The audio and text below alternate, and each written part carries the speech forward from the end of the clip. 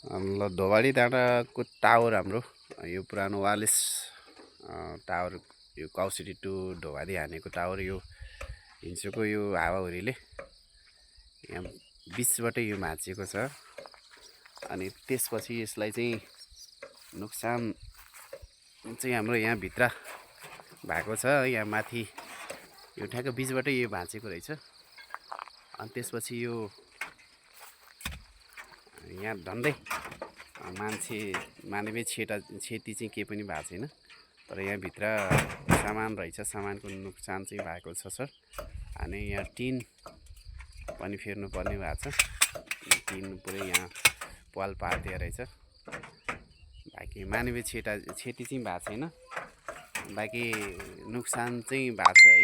अब मैले यो सानो भिडियो बनाएँ, तपाईँहरू हेर्नु होला सर।